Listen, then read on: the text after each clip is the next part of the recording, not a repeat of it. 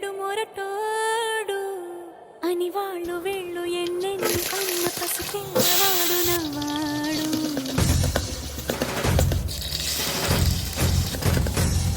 విడు ముండోడు అని ఊరు వాడ అనుకున్న గాని మహారాజు నాకు నవ్వాడు.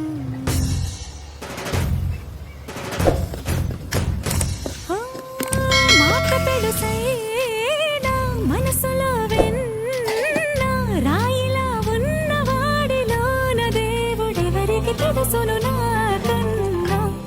సూసేకి అగ్గిరవ్వ మాదిరి